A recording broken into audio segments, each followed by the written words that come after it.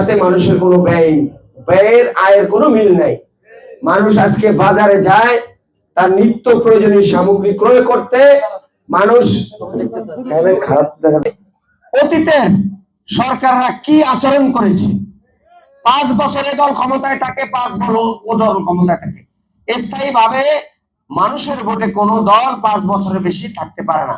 তারা নির্বাচনের আগে যেভাবে কথা বলে, সুন্দর সুন্দর কথা বলে, মনে হয় যে বাংলাদেশ 5 বছরের মধ্যে একটা উন্নত সমৃদ্ধশালী রাষ্ট্র হবে।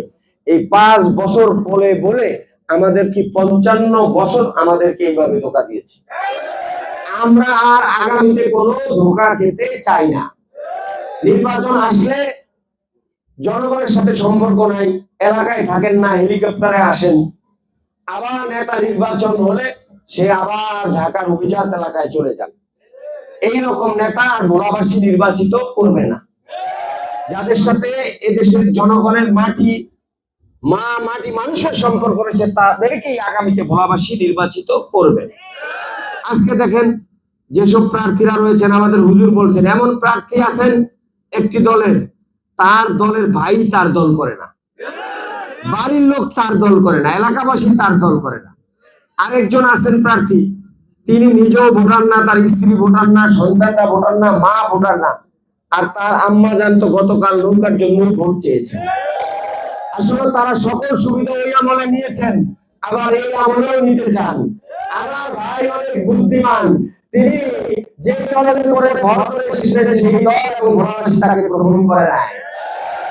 আপনি অন্যান্য দলের মতো দলনেতা যদি হয়েছেন, আপনার দলকে বড় করা উচিত ছিল, তাহলে আপনার উচিত ছিল আপনার দলের 40-50 জন প্রার্থী দেয়া। তাহলে আপনার দল বড় হতো, আপনি বেশি ভোট পেলে উচ্চ কক্ষে যেতেন। আপনি দল বিলুপ্ত করে তাহলে দলে আসলে আপনাকে দল গ্রহণ করত। আপনার এই চালাকি ভোলাবাসীও বুঝে গেছে, দেশবাসীও জানে। প্রিয় উপস্থিতি, এখন 12 তারিখে নির্বাচন। দেখবেন নির্বাচনের সময় অনেকেই আসবে টাকা পয়সা নিয়ে, জনগণের সাথে সম্পর্ক নাই, 200-500 টাকায় ভোট কিনতে চাইবে। এবার ভোলাবাসী কিন্তু সেই ভুল করবে না। মানুষ এবার বিক্রি করবে না। 200-500 টাকা কেউ তার ইমানত হক সাক্ষীকে বিক্রি করবে না। ভেদুরিয়াবাসী অতীতে আমাদের হাফেজ কালিমুল্লাহ সাহেবকে বারবার ভোট দিয়ে নির্বাচিত করেছে, কিন্তু বিগত দিনের সরকার তার ভোটকে এই ভেদুরিয়াবাসীর ভোটাধিকার, তার যে চেয়ারম্যান, সেটা হতে দেয় নাই। কিন্তু আগামীতে ইনশাল্লাহ ভেদুরিয়াবাসী ব্যর্থ হবে না। আপনারা প্রতিটা ওয়ার্ডে, প্রতিটা কেন্দ্রে এমন পাহারা বসাবেন, আপনাদের আমানত ভোট যেন কেউ ছিনিয়ে নিতে না পারে। এ ব্যাপারে সচেতন থাকবেন ইনশাল্লাহ। এই ভেলুনিয়া, রাজাপুর, চরসমে, আলীনগর, পূর্ব এশিয়া, পশ্চিম এশিয়া, এগুলো হলো হাত পাকার ঘাঁটি, ইসলামী আন্দোলনের ঘাঁটি। সুতরাং কেউ কারো রক্ত চক্ষুকে ভয় পাবেন না। আগামী 12 তারিখ ভেদুরিয়াবাসী দেখিয়ে দেবে ইনশাল্লাহ হাত পাকাকে কিভাবে বিজয় লাভ করতে। রাজনীতি করি, রাজনীতি এমন একটি জিনিস, রাজনীতি যিনি নেতা হবেন তার প্রথম শর্ত হলো আমানতদারি থাকতে হবে। আমানতদারি যার থাকবে না, সে এমপি হওয়ার যোগ্যতা রাখে না। জনগণ 6 লাখ 4 লাখ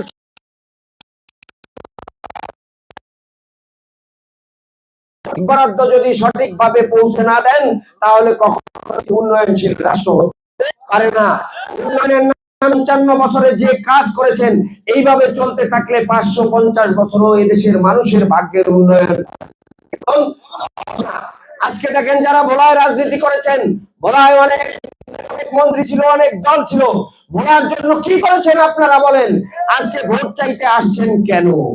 আপনারা 13 সনে সংসদে ছিলেন, বলেছিলেন যে নদী ভাঙ্গার যে বাঁধের বরাদ্দ, এটা বাতিল করতে হবে, আমাদের পার্থ ভাই বলেছেন। আপনি বলেছেন যে এই নদী বাঁধের বাঁধ যদি বরাদ্দ আসে তাহলে আওয়ামী লীগ খেয়ে ফেলবে। যদি আওয়ামী লীগ খেয়ে ফেলে আপনি তাহলে এমপি হয়েছিলেন কেন? আজকে আপনার এই বরাদ্দ বাতিল হওয়ার কারণে ভোলার হাজার হাজার লোক নদী ভাঙ্গনের কবলে পড়েছে, অর্থনৈতিক মানবতার জীবন যাপন করতেছে। আপনারা আসেন, নির্বাচন আসলে মৌসুমী অতিথি গেস্ট হয়ে আসেন, নির্বাচন শেষ হলে এই দেশের জনগণের সাথে কোনো সম্পর্ক আপনাদের থাকে না। আজকে দেখেন ভোলায় কোনো 29টি গ্যাসকূপ 6 ট্রিলিয়ন গ্যাস মজুদ। আল্লাহ তাআলা আমাদেরকে এত খনিজ সম্পদ দান করেছেন, সেই সম্পদকে কাজে লাগিয়ে ভোলায় কোনো নেতা কোনো মিল ফ্যাক্টরি কল কারখানা করে নাই। আজকে ভোলার বেকারত্ব, ঘরে ঘরে বেকার, আজকে যুবকরা বেকার, মাঝবয়সী বেকার, আজকে নারীরা বেকার। আমরা যদি ইনশাল্লাহ 12 তারিখ আপনার হাত পাকা প্রতীকে বিজয় করেন, তাহলে সর্বপ্রথম আমরা ভোলার নদী বাঁধের স্থায়ী বাঁধের ব্যবস্থা করব ইনশাআল্লাহ। আমরা ভোলায় গ্যাস ভিত্তিক এই যে মাঝিরহাট সহ এই যে চরসামায়া বুরহানুদ্দিনে এখানে যত গ্যাস কূপ আছে, আমরা প্রত্যেকটা অঞ্চলে গ্যাস ভিত্তিক শিল্পাঞ্চল করব, তাহলে এখানে কোনো বেকার থাকবে না। আজকে ভোলার চিকিৎসার ভালো চিকিৎসা নাই, চিকিৎসার ব্যবস্থা এত খারাপ, রোগীর যখনই অসুস্থ হয়ে পড়েন আমাদের বরিশাল ঢাকা যেতে হয়। যখন আবহাওয়া খারাপ থাকে, বৈরী পরিবেশ থাকে, আমরা রোগীদেরকে নিতে পারি না। আবার আমাদের রোগীরা ঢাকার বাইরে যখন মৃত্যুবরণ করে, আবহাওয়া খারাপ হলে তাদের ডেড বডি ওই ভোলায় দাফন করা যায় না। এই কষ্ট আমাদের দীর্ঘদিনের, কে লাঘব করবে, কে করবে? কেউ আমাদের জন্য করেনি। আমি ভোলা বরিশাল সেতু কমিটি, জাতীয় কমিটির সেক্রেটারি। আপনারা দেখেছেন এগুলো নিয়ে আমরা সেতু যে আমাদের উপদেষ্টা তার সাথে বৈঠক করেছি, সেতু সচিব মহোদয়ের সাথে ঢাকা বৈঠক করেছি, এগুলো নিয়ে ভোলা বরিশাল চট্টগ্রামে আন্দোলন করেছি, এই আপনাদেরকেই নিয়ে। আগামীর ভোলার যে কোনো উন্নয়নে আপনাদেরকে সবসময় পেয়েছি, আগামীতেও পাবো।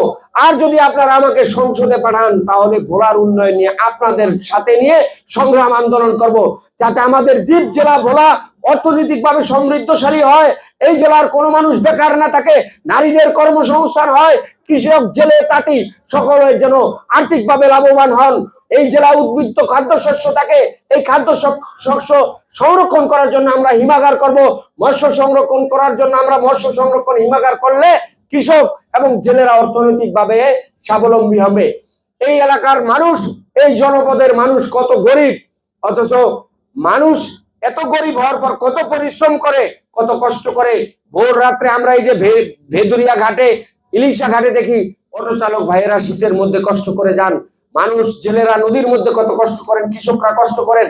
আমরা তাদের জন্য যারা নেতা হন তারা তো কিছু করেই না, উল্টা তাদের হক আমানত আমরা নষ্ট করি। প্রিয় ভেদুরিয়াবাসী, আপনাদেরকে বলবো, শুধু নেতাদের দোষ নয়, এই জন্য আমাদেরও কিছু দায় আছে।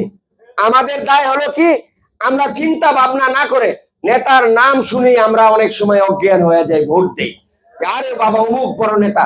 তো নেতা বড় হয়েছে তো কি হয়েছে? আপনারা দেখবেন, চিন্তা করে দেখুন, যিনি যত বড় নেতা তিনি তত বড় দুর্নীতিবাজ, তিনি তত বড় ব্যাংক লুটপাটকারী, তিনি বাংলাদেশের টাকা বিদেশে পাচার করে বাংলাদেশকে দেউলিয়া করে দেয়। তারা আমাদেরকে অর্থনৈতিক ভাবে দুর্নীতি করে আমাদেরকে এমন ভাবে জিম্মি করে রেখেছে, আজকে আমাদেরকে তারা বলে আমরা নাকি গরিব। আমরা বাংলাদেশ রাষ্ট্র গরিব নয়, আমরা ভালো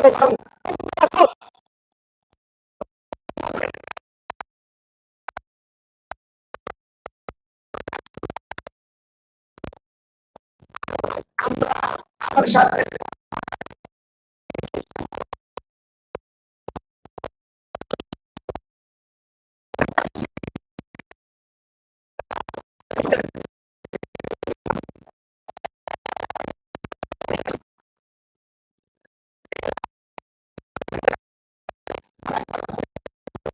ইসলামী আন্দোলন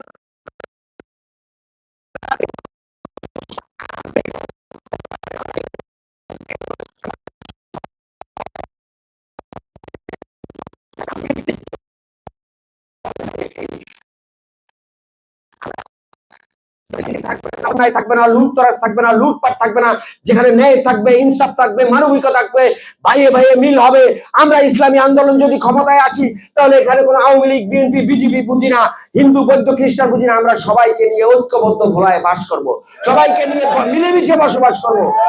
মানুষ কতদিন বাঁচে এই দুনিয়ায়?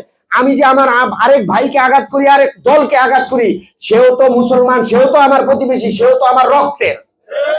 তাহলে এই সংস্কৃতি আমরা বাংলাদেশে আর চাই না। আমরা চাই ঐক্যের ভোলা, মানবিক ভোলা, সমৃদ্ধির ভোলা, উন্নয়নের ভোলা। এই ভোলা করতে হলে পীর সাহেব চরমনাইয়ের প্রার্থীকে ভোট দিতে হবে। এই জন্য দেখেন, পীর সাহেব চরমনাই বাংলাদেশে যে 260-70 জন প্রার্থী দিয়েছে, তাদের নামে কোনো ব্যাংক লুটের কোনো মামলা নাই, তারা দেশের টাকা পাচার করেছে এরকম কোনো প্রমাণ নাই, তারা জনগণের সম্পদ আত্মসাৎ করেছে এরকম কোনো প্রমাণ নাই। শুনেন, সহজ কথা, আপনি যদি আপনার মেয়ে বা বোনকে বিয়ে দেন, তাহলে আপনি বলেন যে আমার একটা ভালো ছেলে চাই, যার চরিত্র ভালো, যে আমানতদারি, যে নামাজি, সে সৎ, টাকা কম থাকে থাকুক, বলেন না? জেনে শুনে পাওয়ারফুল অথবা দুর্নীতিবাজ অথবা মাদকাসক্ত, তার কাছে আপনি কন্যা সন্তান মেয়ে বিয়ে দেন? দেন না। তাহলে একটা মেয়েকে বিয়ে দিতে আমরা এত বাছাই করি, অথচ যিনি 6 লাখ লোকের নেতা হবেন সেই ব্যাপারে আমরা কেন চিন্তা ভাবনা করি না? এই কথা কেন আসে না যে আমার এলাকার নেতা, আমার যে বরাদ্দ, যিনি, যার কাছে আমানত থাকবে, যার কাছে ন্যায় ইনসাফ থাকবে, যিনি আল্লাহকে ভয় করবেন, আখিরাতকে ভয় করবেন, কবরকে ভয় করবেন, পরকালকে ভয় করবেন, পুরসরাতকে ভয় করবেন, কিয়ামতকে ভয় করে, যে সে কখনো অন্যের সম্পদ লুটপাট করতে পারে না, পারে না, পারে না। তাই আমরা বুঝে শুনে রাজনীতিতে এসেছি। আমরা কলেজ জীবনে অনেক দল করেছি। আমরা কেন এসেছি? আমরা বুঝাতে চাই যে ইসলাম কত সৌন্দর্য। ইসলাম হলো ন্যায়, ইনসাফ, মানবিকতা, সাম্য, সবকিছু। এটা যদি দেখতে হয় 92% মুসলমানের দেশে এবারই সুযোগ। সুষ্ঠু ভোট হবে 12 তারিখ। প্রশাসনের উপরে আমরা আস্থা বিশ্বাস রাখি। এদেশের মানুষ উৎসব মুখর পরিবেশে ভোট দিতে পারবে ইনশাআল্লাহ। আপনারা ভোট কেন্দ্রে নির্ভয়ে যাবেন, গণভোটে হ্যাঁ ভোট দিবেন, এবং 12 তারিখ সকাল সকাল হাত পাকায় ভোট দিবেন। ভোট কেন্দ্রে যাওয়ার আগে, এখন রমজানের পূর্ববর্তী মাস, প্রতিদিন রোজা রাখবেন, আমল করবেন, কোরআন তেলাওয়াত করবেন, মা বোনদেরকে বলবেন রোজা রাখতে, ইতিকাফ করতে। আমাদের টাকা পয়সা নাই, কিন্তু আমাদেরকে কে সাহায্য করবে? আল্লাহ তাআলা সাহায্য করবে। আমরা জনগণের টাকা মারবো না, জনগণের উপরে আমাদের ভরসা নয়, একমাত্র ভরসা হলো আল্লাহ তাআলার উপরে। জনগণের দিল ঘুরে দিতে আল্লাহ পাকের 1 সেকেন্ডও লাগবে না। আমরা কেন এসেছি বুঝতে হবে। আপনাদের হক, আমানত, আপনাদের ন্যায্য পাওনা, আপনাদের অধিকার আপনাদের কাছে ফিরিয়ে দেওয়ার জন্য আসছি।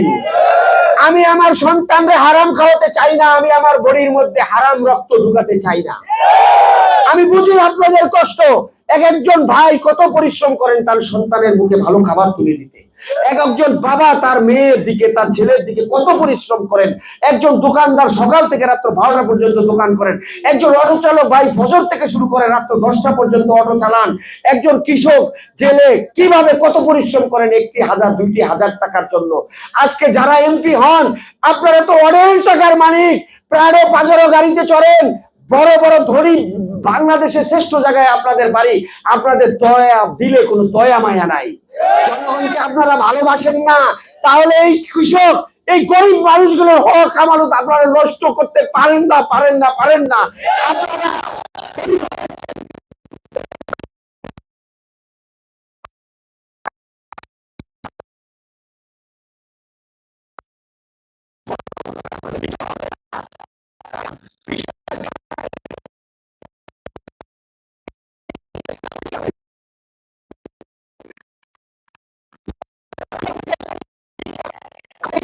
আপনারা সাহেব, উনি যদি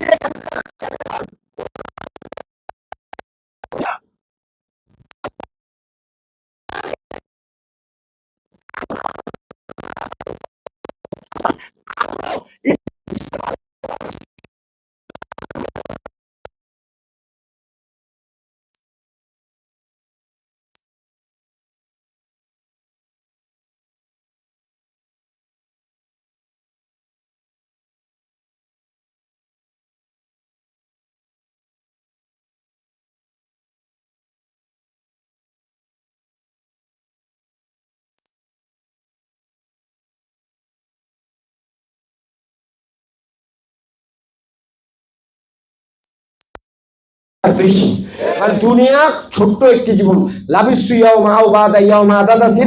দুনিয়া হলো পরকালের মাত্র 1.5 মিনিট।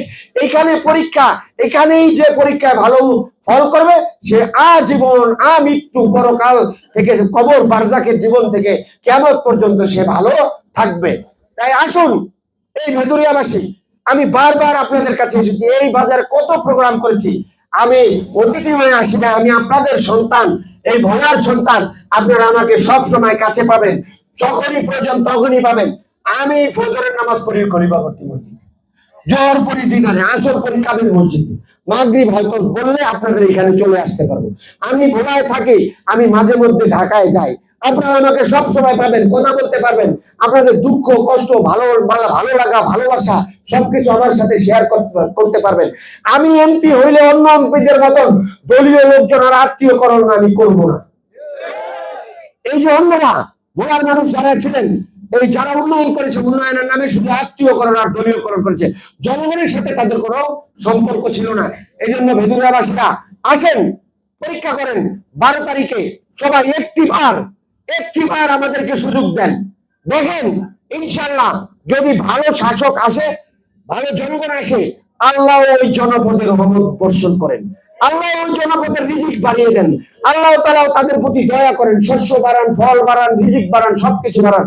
আমাদের ভুলের কারণেই এই সমাজ আজকে এই অবস্থা, এই ব্যবস্থা। এর পরিবর্তন ঘটানো দরকার। এই পরিবর্তন যদি ঘটাতে হয় তাহলে আপনারা যারা ভোটের মালিক, আপনাদেরকে এই সিদ্ধান্ত নিতে হবে ইনশাল্লাহ। আজকে যারা এই কষ্ট করে এই প্রোগ্রামে এসেছেন, যারা কষ্ট করে আয়োজন করেছেন, আল্লাহ তাআলা সবাইকে কবুল করুক। আগামী 8 তারিখ ভোলা সরকারি স্কুল মাঠে পীর সাহেবের চরমনায় হুজুর আসবেন। ভোলা একের নির্বাচনী জনসভা, এই জনসভাই প্রমাণ করবে আগামী নির্বাচন কোন দিকে যাবে। তাহলে আপনারা এখানে যতজন আছেন, একজনে কমসে কম 20 জন কারা কারা নিয়ে যাবেন, হাত তুলে দেখেন। একজনে কমপক্ষে 20 জন করে নিতে হবে। আমাদের কোন নেতা কর্মী সমর্থক যেন সেদিন বাড়ি ঘরে না থাকে। তাহলে ইনশাল্লাহ ওই দিন ভোলা যে আপনারা আসন করবেন, পীর সাহেব চরমনাই দক্ষিণ থেকে আসবে, ভোলা শহর, ভোলা সরকারি স্কুলের মাঠ ইসলামী আন্দোলন হাত পাখার গণজোয়ারে জনসমুদ্রিতে পরিণত হবে ইনশাআল্লাহ।